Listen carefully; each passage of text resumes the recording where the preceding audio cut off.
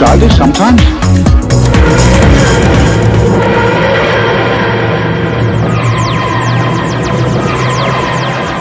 Sorry, now, who had their hand up first? Let's go with you first. What is your favorite monster and or villain, either classic or new? Monster and or villain? I like Count Grendel a lot.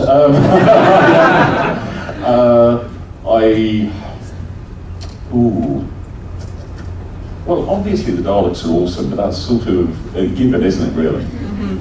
The Weeping Angels are fantastic. I love the fact there are now cardboard cutout full-size Weeping Angels, so you can say, plonk one up in front of somebody's window before they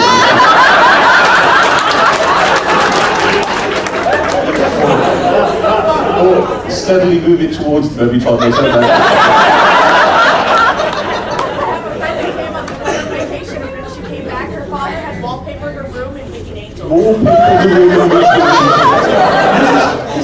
This is child abuse.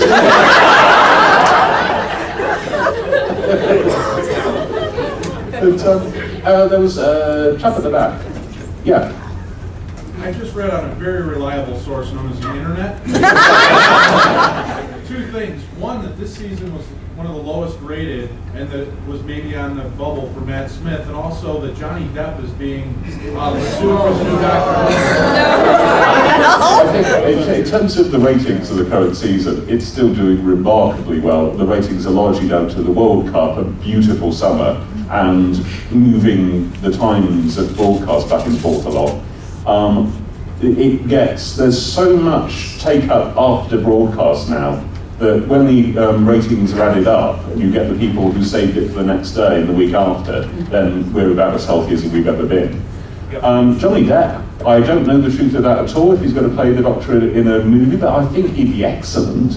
And I think it's wonderful that we've got a big movie star, actually, who would be excellent as the Doctor. I think that would be a fantastic thing. You've had one before, haven't you? So have you. Anybody? And so have you. Anybody who hasn't? I didn't. Didn't you? No. Oh, go on then, sorry. It was a long night last night, mistakes were made. I'm kind of curious, obviously there's been some stuff that's been retconned from the new series to the old series, but I was wondering if the writers ever argue or debate about what should be, should this be in there, or does David Tennant technically have 2 regenerations, or, all these little things you quibble, like what is the spreadsheet of Doctor Who, and do you ever change anything or argue over stuff that hasn't been? Do the writers of Doctor Who ever argue? No. But no, it's. I think a lot of this stuff is this is what fandom is for. It's not the sort of thing that comes up in writing a show. It's kind of every now and then, even the most those who attempt to be the most non-Spanish of all will just drop in a dirty graded joke. I remember one of the earliest read-throughs for the second episode, The End of the World.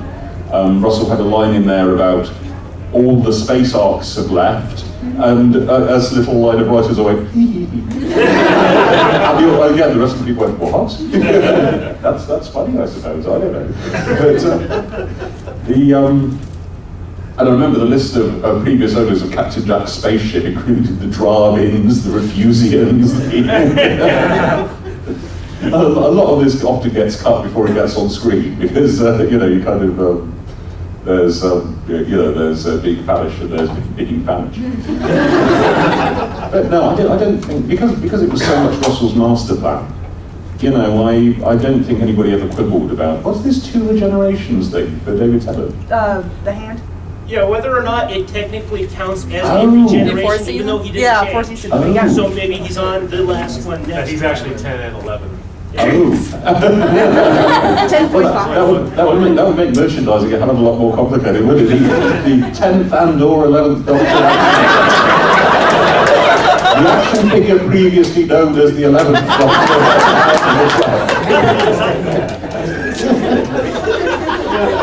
10.5. quite high.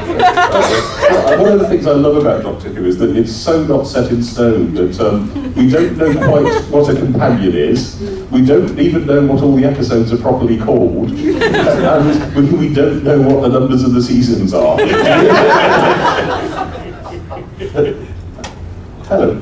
On the order of things changing from the classic series to the new series, the Doctor's age in Time in the Rani, the 7th Doctor says he's, I think, 952, and then Voyage of the Damned, the 10th Doctor says I'm 903. Yeah. It goes all over the place. It's been always good. It's always been going all over the place. So John Pertwee claims he's 10,000 years old at one point. I think the Doctor forgets and lies. And I think he lies about historical figures he's met all the time. Possibly not about Queen Elizabeth, I'm not sure. Anyway, hello. Yeah. Okay. I was just curious. The Doctor is such a wonderful, unique character. I want to know what goes into your creative process when you're trying to write him and doing a wonderful job of writing him. Like, does it change when you know you're writing for a particular actor, or? Writing for a particular actor is really weird. We all started writing before Christopher Eccleston was cast.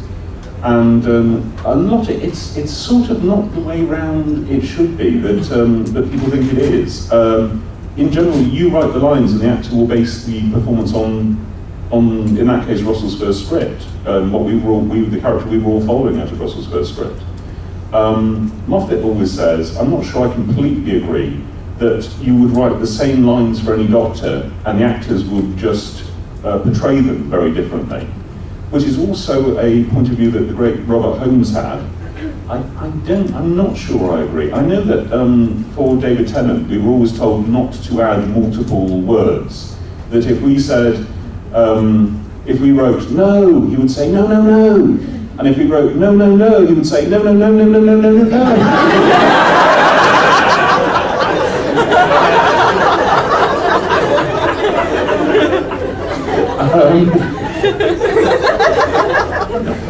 But so yeah, it's one of these interesting back and forth things that you actually write the character and the actor plays it, but then in the portrayal, they will so influence how the next person writes the character. So you get a kind of positive circle going. It's complicated. I'm actually probably not a very good writer at all. I think I've just proved that. I don't know.